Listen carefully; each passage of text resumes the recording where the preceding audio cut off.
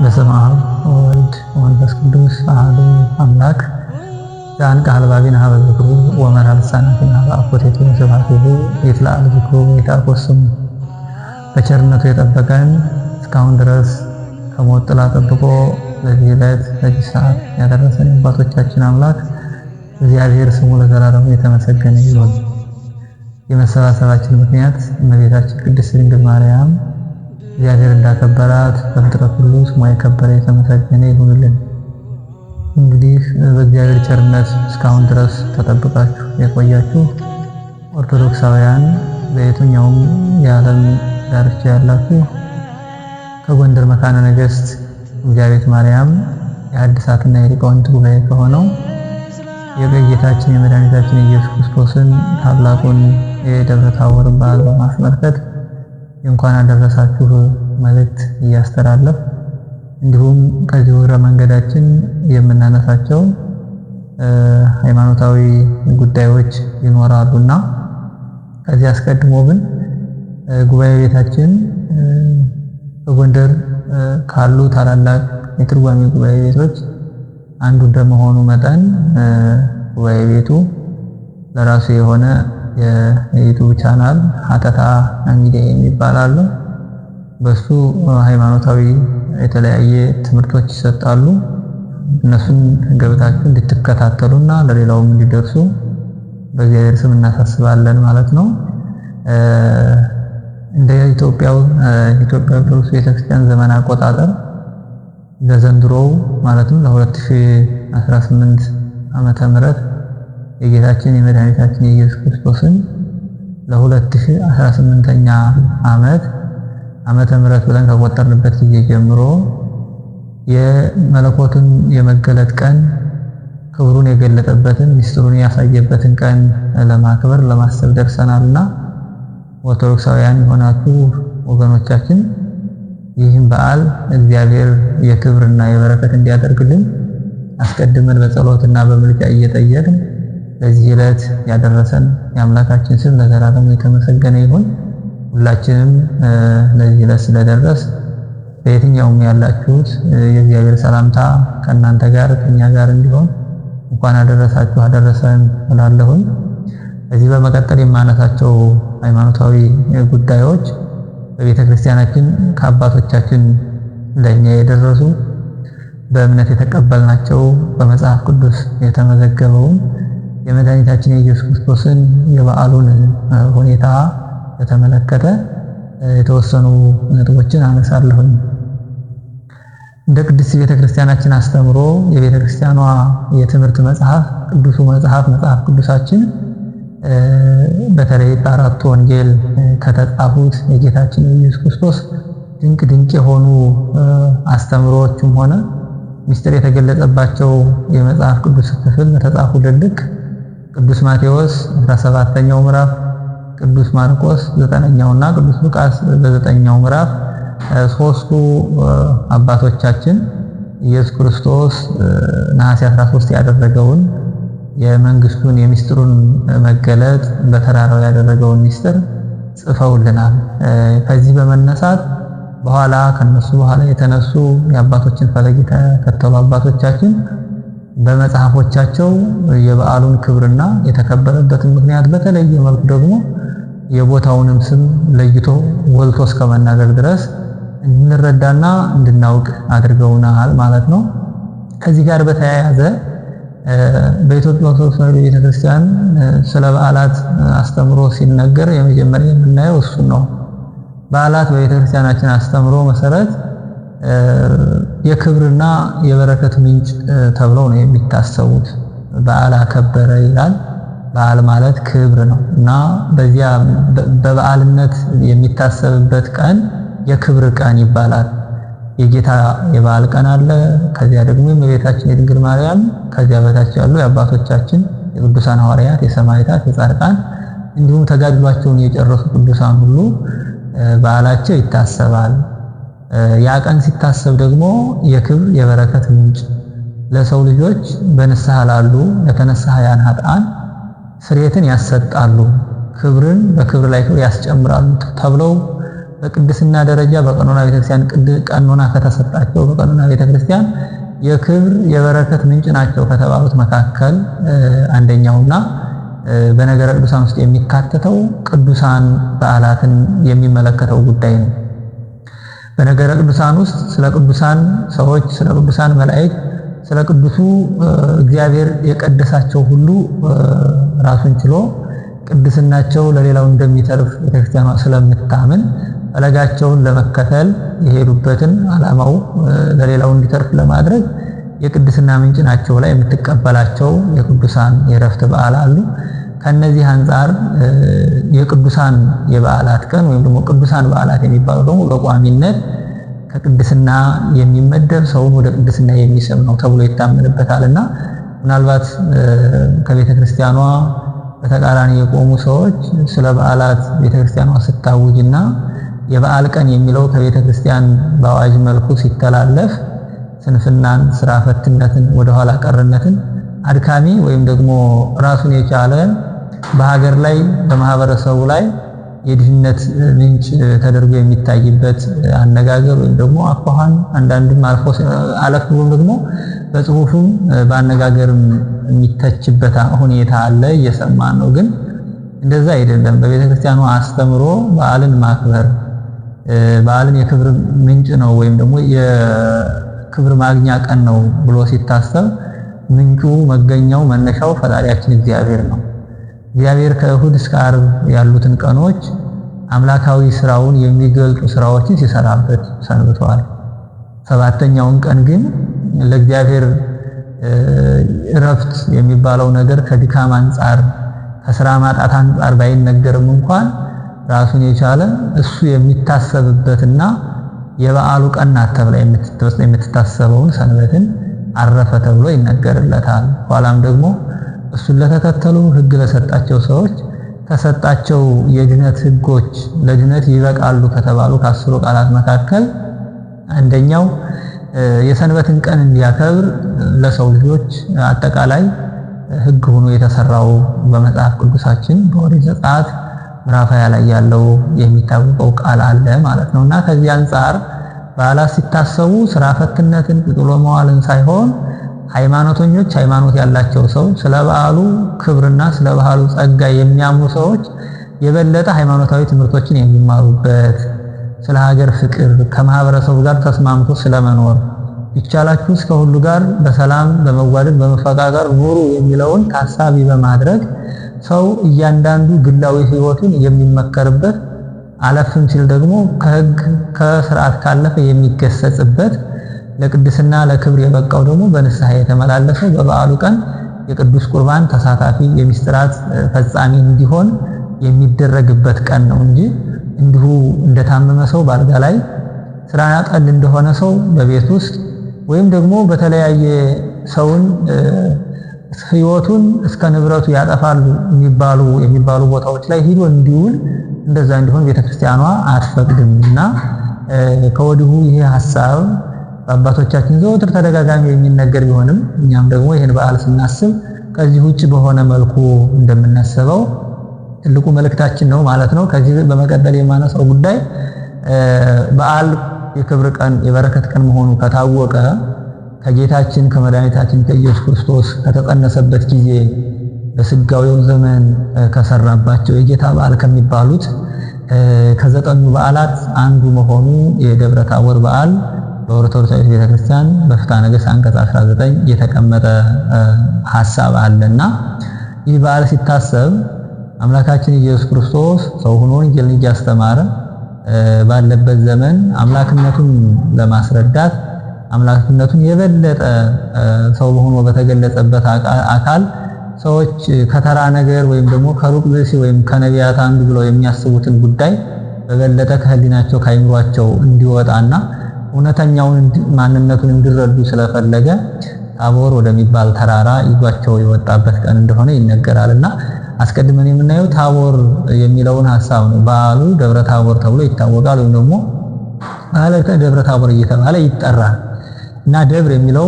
በቤተክርስቲያኗ ቋንቋ በግዕዝ ተራራ ከፍ ያለን ነገር የሚያስረዳ ነው። እንደ ደልዳላ ሜዳ ከሆነው ነገር ለየት ያለ በከፍታ ያለ ነገር ሁሉ ደብር ተብሎ ይጠራል። ታቦር የሚለው ግን እንዲሁ በተለየ ራሱን የቻለ በቦታ ስያሜ በፍልስጤም ወይም ደግሞ እስራኤል ሀገር ውስጥ ከእስራኤል ሀገር በመጽሐፍ ቅዱስ በተደጋጋሚ ከምናውቃት የኢየሱስ ክርስቶስ የማደጊያ ቦታ ያደገባት አካባቢ ተብላ ከምትጠራው ከናዝሬት በስተ ምስራቅ በኩል ከገሊላ ባህር ደግሞ በስተ ምዕራብ በኩል 10 ኪሎ ሜትር ራቅ ብሎ የሚገኝ ተራራ እንደሆነ ይነገራል። ታቦር ማለት ነው። የኢያቦር ወገን ቦር የሚባል ሰው ተወልዶ እሱ ካረፈ ወይም ካለፈ በኋላ ታን ጨምረው ታቦር ብለው እንደጠሩት ይነገራል። በእስራኤል መካከል ካሉ ታላላቅ ከፍታ ላይ ያሉ ተራራዎች አንዱ ነው። የከፍታውንም መጠን ወደ 572 የባህር ጠለል ላይ በከፍታ እንደሚገኝ ይነገራል ማለት ነውና ይህ ቦታ አምላካችን ኢየሱስ ክርስቶስ ልዩ የሆነ አምላካዊ መገለጥ መለኮታዊ ምስጢር ስላደረገበት በዓሉ በራሱ በተራራው ስም እንዲጠራ ሆኗል። በተለያዩ የሥርዓት መጽሐፎቻችንም ሆነ በኋላ በተነሱ በአባቶቻችን ድርሰቶች ቅዱስ መጽሐፍ ቅዱስ ወንጌልን የጻፉት ሰዎች ደብረ ታቦር ወይም ደግሞ ታቦር ብለው ባይገልጹልንም እንኳን ሐዋርያት በሲኖዶሳቸው ኋላም ደግሞ ሰለስቱ ምዕት በፍትሐ ነገሥት ደግሞ የሀገራችን ሊቅ በኋላ ዘመን የተነሳው ቅዱስ ያሬድም ደብረ ታቦር እያለ ስሙን በግልጽ አጉልቶ ነግሮናልና ራሱን የቻለ ምስጢር ያደረገበት ስለሆነ በዓሉ በቦታው ስም እንዲጠራ ሆኗል። ለዚህም ራሱን የቻለ አምላካችን እግዚአብሔር ሰው ሆኖ ስራ የሰራባቸውን ቦታዎች በቅዱስ መጽሐፍ ለየት ባለ መልኩ ስማቸው በተለየ መልኩ ተጠርቶ እናገኛለን። እንደ ምሳሌ ማሳያ ያህል የተወለደበት ቦታ አስቀድሞ በትንቢት የተነገረ ነው።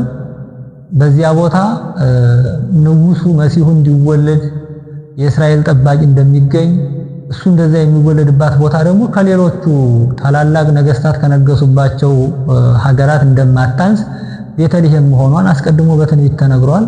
ኋላም ደግሞ ከሩቅ ምስራቅ የመጡት ለሱ እጅ መንሻ ያመጡ ሰዎች እየጠየቁ ሲመጡ የተወለደው ንጉስ በቤተልሔም እንደሚወለድ ትንቢት እንዳለ እስከ መረጃው ደርሷል። ይሄ በግልጽ ለመረዳት ያህል አምላክን ያህል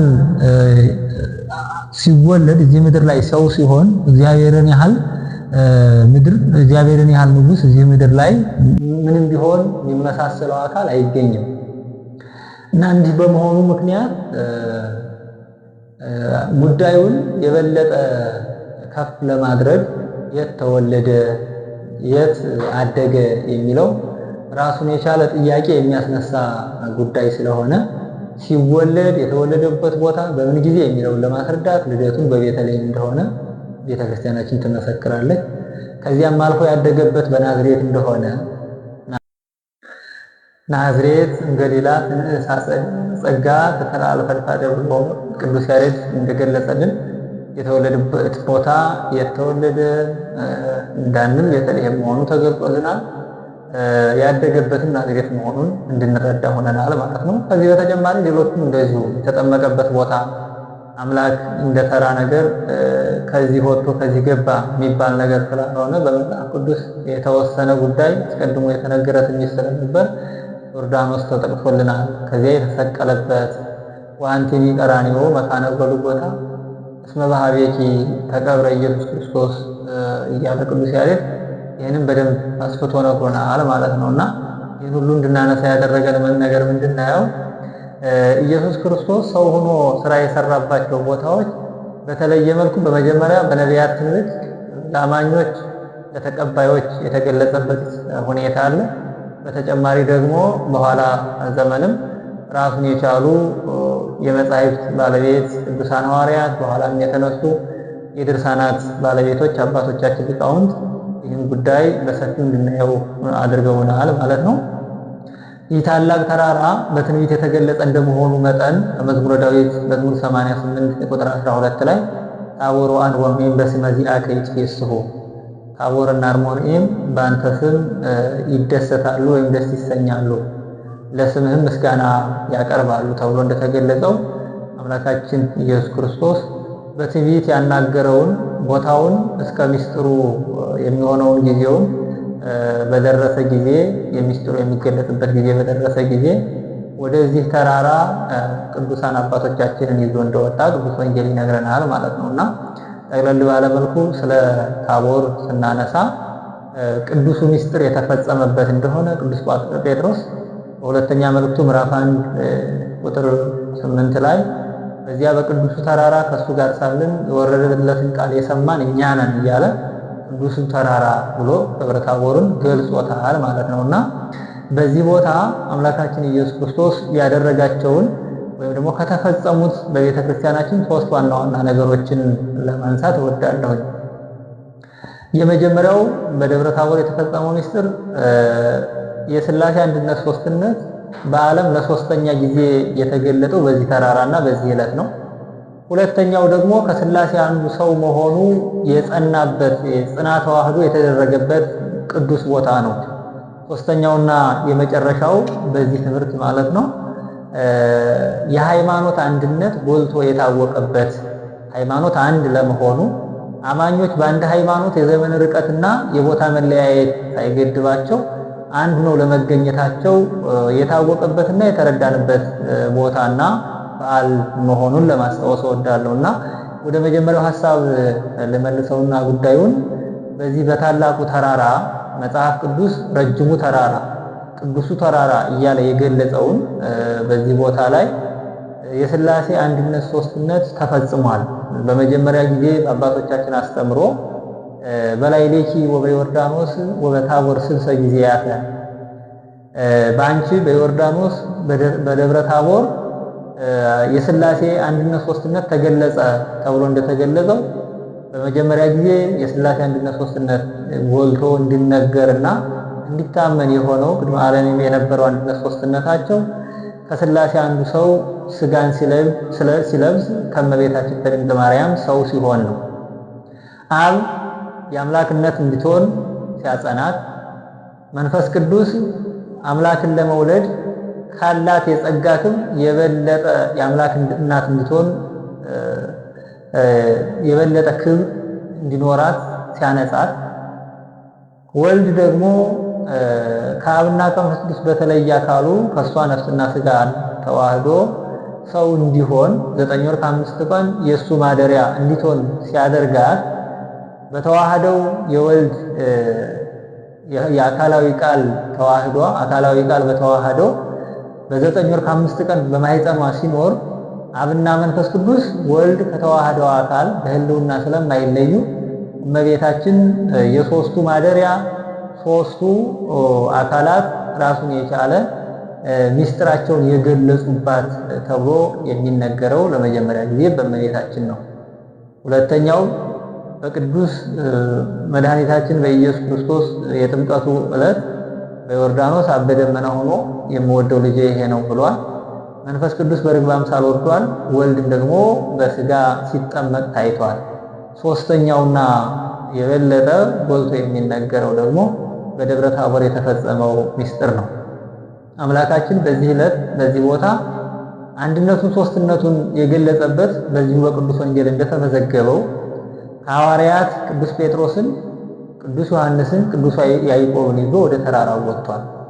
ከነቢያት ሙሴንና ኤልያስን አምጥቶ በተራራው ላይ ከቆመ በኋላ በደመና ውስጥ ከደመናው ውስጥ የምወደው ልጄ ይህ ነው እሱን ስሙት የሚል ድምፅ እንደተሰማ ቅዱስ ማቴዎስ መዝግቦልናል። ሌሎችም ሐዋርያት በተመሳሳይ አስቀምጠውታል። እና በዚያ ደመና ተገለጸ፣ ከደመናው ድምፅ መጣ የተባለው እንደ ወልድ ሰው ያልሆነ አብ የሚታይበት ግዙፍ አካል የሰው ዓይን የሚያየው ግዙፍ አካል ስለሌለው በነጩ ደመና በኩል ድምፅ በመናገሩ ድምፅ በማሰማቱ አንድነት ሶስትነት ተገልጿል።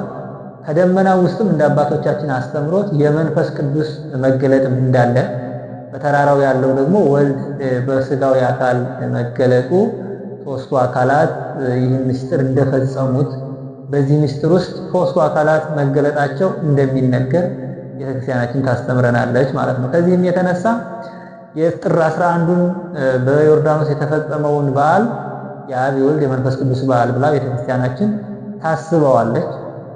እንዲሁ ነሐሴ 13 የተፈጸመውን በዓል የአብ የወልድ የመንፈስ ቅዱስ በዓል ብላ ቤተክርስቲያናችን አንድነት ሶስትነት የተገለጠበት በዓል ብላ ታከብረዋለች፣ ታስበዋለች ማለት ነውና የመጀመሪያው በዚህ ተራራ እና በዚህ በበዓላችን ቀን የተደረገው ምስጢር የሥላሴ አንድነት ሶስትነት ቅድመ ዓለም በምሳሌና እግዚአብሔር በዘፈቀደ ይገልጸው የነበረው ምስጢር በኋላ ወልድ ሆኖ በተገለጠው በወልድ ሰው መሆን ራሱን የቻለ ጎልቶ እንዲታወቅ የሆነበት ነው ማለት ነው። ሁለተኛው በዚህ ዕለት በቅዱሱ ተራራ የተፈጸመው ድንቅ ነገር የተዋህዶ ጽና ተዋህዶ ተደርጓል የሚለው ሐሳብ ነው።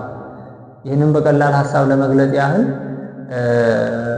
የተዋህዶን ጽናት ቤተክርስቲያናችን ተዋህዶ የጸናው የተፈጸመው መቼ ነው ለሚለው ሐሳብ መልሷ አምላክ ሰው ሰው አምላክ ሲሆን ተዋህዶ አንድ ጊዜ ተፈጽሟል ነው። ነገር ግን በየጊዜው አንድ ጊዜ የተገለጸው ምስጢር አማኞች የሚረዱ የሚቀበሉ ሰዎች እንዳይምሯቸው ስፋት እንደ ሃይማኖታቸው ጽናት ተዋህዶ የጸናባቸው ለተዋህዶ ጽናት የሆኑ ምስጢሮችን በዚህ ጊዜ እንዲህ ያለ ምስጢር ተደረገ፣ በዚህ ጊዜ እንዲህ ያለ ታሪክ ተፈጸመ በሚል ጽና ተዋህዶ በሚል አስተምሮ ትገልጻቸዋለች ማለት ነውና በዚህ ውስጥ በበዓላችን ውስጥ የተዋህዶ ጽና ተዋህዶ የሚለውን አጉልቶ የሚያሳየን ነገር ምንድነው? ከነቢያት የመጡት አባቶች ከሐዋርያት ተለይተው ወደ ተራራው የወጡት አባቶች እንደሚታወቀው በመካከላቸው የዘመን ርቀት አለ። ሲያስተምሩት የነበረው አስተምሮ ምናልባት ሃይማኖታቸው አንድ ቢሆንም እንኳን ስለ ሃይማኖታቸው ያስተምሩት የነበረው ትምህርት አገላለጻቸው በዘመን የተራራቀ ይሆናል በሚልና ሆነ በሚል የተለየ መሆኑ ይታወቃል። ሙሴ ከክርስቶስ መወለድ በፊት 1600 ዓመት ይቀድማል። ኤልያስ ከክርስቶስ መወለድ በፊት 1722 ዓመት እንደሚቀድም ይነገራል። በእነዚህ መካከል የነበረው የአባቶች አስተምሮ አምላክ ሰው እንደሚሆን አምላክ አንድ እንደሆነ ያም ዓለምን እንደሚያድን እየተናገሩ ነበር። ከሐዋርያት ዘመን ላይ ሲደርስ ግን ነቢያት የተናገሩለት አምላክ ሰው ሆኖ ይዟቸው በወጣው ሐዋርያት መካከል እኔ ነኝ እያለ ወንጌልን እያስተማረበት የነበረው ዘመን ነው። ለዚህም ሐሳቡን በቀላሉ ለመረዳት ነቢያት ስለ አምላክ ሰፊ ስለሆነ አምላክነቱ ለሰው አንደበት ተናግሮ ለማይፈጽመው አምላክነቱ ሩቅ ስለሆነ መለኮቱ ወይም ደግሞ ስጋን ስላልተዋሃደ አካላዊ ቃልነቱ ሲናገሩለት ኑረው በዘመን አልፈዋል። በሐዋርያት ዘመን የተደረገው ምስጢር ደግሞ እነሱ የተናገሩለት አምላክ ሰው ሆኖ በሰው አካል የተገለጠበት ወቅት እንደመሆኑ መጠን ሐዋርያት ነቢያት ከተናገሩለት አምላክነቱ ይልቅ ጎልቶ የሚታያቸው ሰውነቱ ነው። ከነሱ ጋር መውጣቱ መግባቱ፣ ከነሱ ጋር መብላት መጠጣቱ ጎልቶ ይታያቸዋል። በዚህ ሁኔታ በዚህ በዓል ውስጥ ነቢያት ስለተናገሩለት ሩቅ መለኮት ሩቅነቱ ቀርቶ ሩቅ መባሉ ቀርቶ ከስጋ የተራቆተ ወይም ደግሞ ሰው ያልሆነ የሚባለው አነጋገር ቀርቶ ስግው ቃል ወደ መሆን በደረሰበት ጊዜ ነቢያት ደብረ ታቦር ላይ እንዲገኙ ሆነዋል።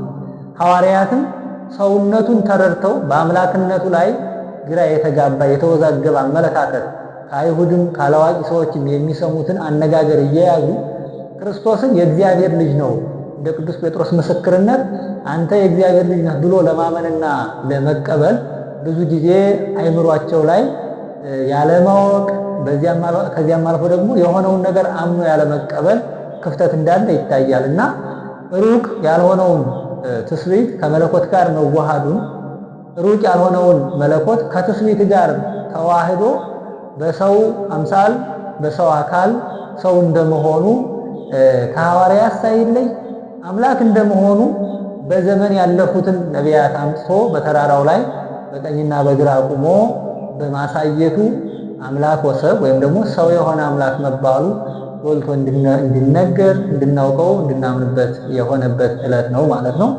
ይህ ምስጢር እግዚአብሔር በገለጠው ልክ ሐሳቡ በጣም ብዙ ቢሆንም እንኳን በቤተ ክርስቲያናችን ወይይክ ለልሳን ይትናገር በየብዕል ዘተውበ ለቤተ ክርስቲያን ለቤተ ክርስቲያን የተሰጠውን ባለጸግነት ሀብት የመንፈስ ቅዱስ ሀብት የሰው አንደበት ሊናገረው አይችልም ተብሎ እንደተገለጸው በቤተ ክርስቲያናችን የደብረ ታቦር በዓል ሲታሰብ የመለኮትና የትስብእት ተዋህዶ በማህፀን የተፈጸመው ክርስቶስ ሰው ሆኖ ጎልቶ ለዓለም ከተገለጸበት ጊዜ በበለጠ በዚህ ዕለት ደግሞ ተራራው ላይ የተፈጸመው ምስጢር አምላክነቱን ፍጹም ሰውነቱን ፍጹም አምላክነቱን የሚያስረዳ መሆኑ ስለ አምላክነቱ የተናገሩት ነቢያት ስለ ሰውነቱ የተከተሉት ሐዋርያት በአንድ በተገኙበት ቦታ ብርሃነ መለኮቱን ገልጧል ማለት ነውና ሁለተኛው ምክንያቱ የተዋህዶ ጽናት ለማድረግ ወይም ደግሞ ጽናተ ተዋህዶን ለመፈጸም እንደሆነ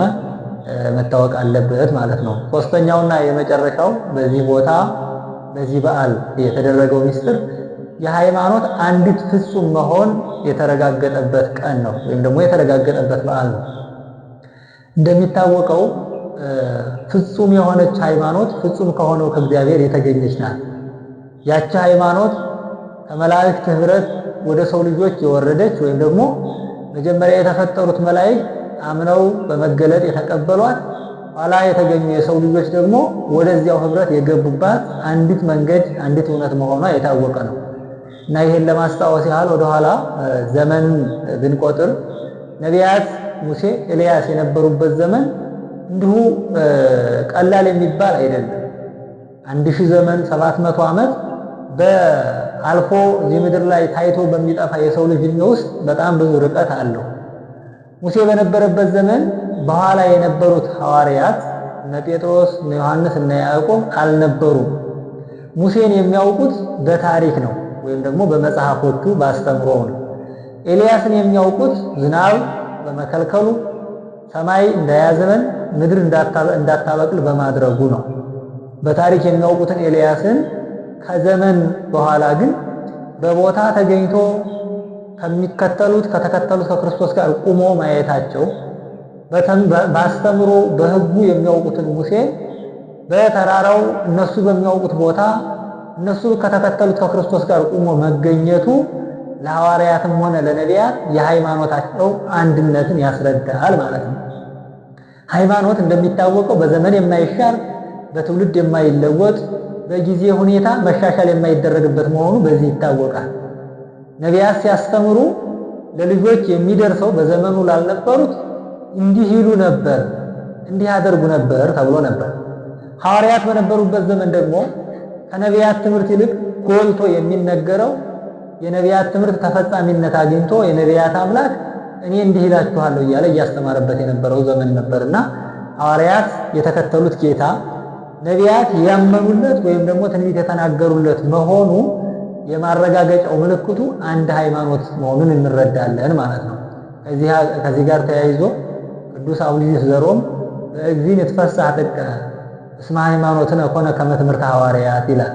በጌታ ዘወትር ደስ ይለናል፣ አስተምሯችን ወይም ትምህርታችን እንደ ሐዋርያት ሃይማኖት ሆኗልና ይላል።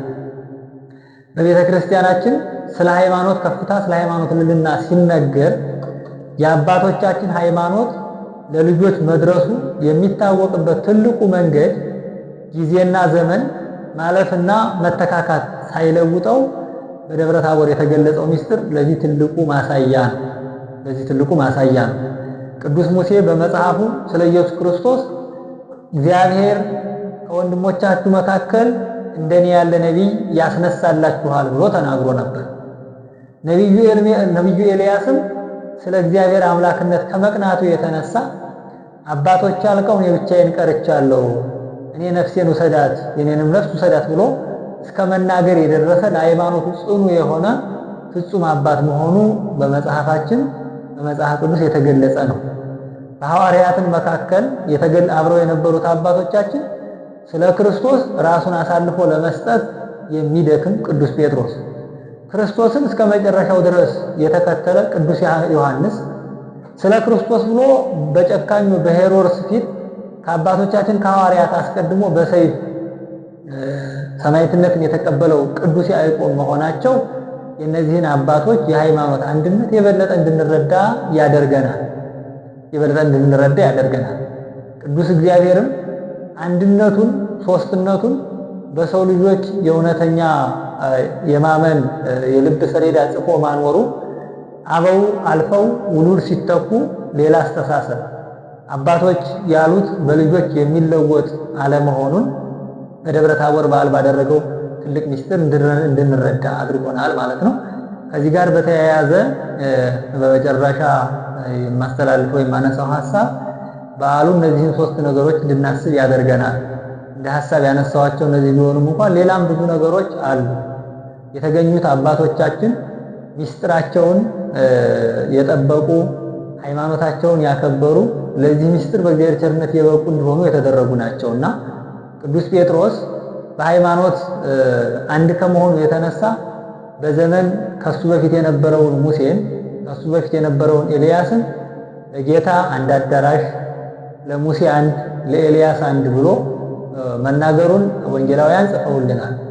ይህ የሚያስገርመው ነገር በዘመን በታሪክ ካልሆነ በቀር በአካል የሙሴን አካል ደብረ ታቦር ላይ የተገኙ አባቶች ተገልጦ አላዩትም።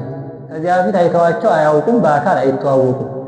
ነገር ግን ሰምተው ያመኑት ሃይማኖት ያመኑትን ወደ ማየት ያደርሳል የሚባል የሃይማኖታዊ አገላለጽ አለ። ወይም ደግሞ ሃይማኖተ ራእይ ወደ ሃይማኖተ ሰሚ ወደ ሃይማኖተ ራእይ ያደርሳል። በሃይማኖት ሰው የሰማውን ያምናል፣ ያመነውን ያያል የተባለው ነገር በዚህ ዕለት የተፈጸመ መሆኑ በጣም ነገሩን ያጎላዋል። ስለ ነቢያት፣ ስለ ሙሴ፣ ስለ ኤልያስ ሰምተው ያመኑ ሐዋርያት ሰምተው ባመኑት ልክ ያመኑትን ሳያዩ በመስማት ስለሚያውቁት ስለ ሙሴ በሃይማኖት ከመረዳት የተነሳ ሙሴን ስሙን ጠርቶ ኤልያስን ስሙን ጠርቶ በዚህ መኖር እነሱ ጋር መልካም እንደሆነ ሐሳቡን አንስቶልናል ማለት ነው። ከዚሁ ጋር በተያያዘ ኢትዮጵያ ኦርቶዶክስ ተዋሕዶ ቤተክርስቲያን በዓሉን በተለየ መልኩ ክርስቲያናዊ ባህል በተቀላቀለበት መልኩ ክርስቲያናዊ ባህል ባለበት መልኩ በሰፊው ይታሰባል። ለማስታወስ ያህል በዓሉ 13 ነሐሴ 13 ቡሄ በመባል በአማኞች በሀገራዊ የክርስትና ባህል ይታሰባል። ቡሄ ማለት እንደሚታወቀው ገላጣ እንዲሁ ብርሃንነትን የሚያሳይ ስያሜ እንደሆነ ይነገራልና በዚህ ወቅት ክርስቲያኖች የክርስቶስን ብርሃነ መለኮቱን የተገለጠውን የሚያሳስብ ችቦ እያበሩ ብርሃነ መለኮቱ ሲገለጥ ያም ድምፅ በደመና የተሰማውን ለማስታወስ ያህል ልጆች ታዳጊዎች ጅራፍ በማጮህ በዓሉ የበለጠ ይታሰባል። እንደውም በአንዳንድ አካባቢዎች ነሐሴ 17ም የሚታሰብበት ሁኔታ አለ። በአንዳንዱ ደግሞ በዕለቱ ነሐሴ 13 ከ12 ጀምሮ በዓሉ ጎልቶ ይነገራል ማለት ነው። እንደ ቤተክርስቲያናችን የቀን አቆጣጠር የእመቤታችን የቅድስት ድንግል ማርያም የጾሟ ጊዜ እንደመሆኑ መጠን በዓሉ በቤተክርስቲያናችን በማህሌት በሰዓታት እንዲሁም በሌሎችም መንፈሳዊ አገልግሎቶች በመጨረሻም ደግሞ በቅዱስ ሥጋውና በክቡር ደሙ መፈጸሚያነት በዓሉ ይታሰባል ማለት ነው። ከክፉ ነገር ሁሉ እየጠበቀ ከሞት ጥላ ሰውሮ ለዚህ ዕለት ለዚህ ሰዓት ያደረሰን አባቶቻችን የቅዱሳን አምላክ ስሙ ለዘላለሙ የተመሰገነ ይሁን።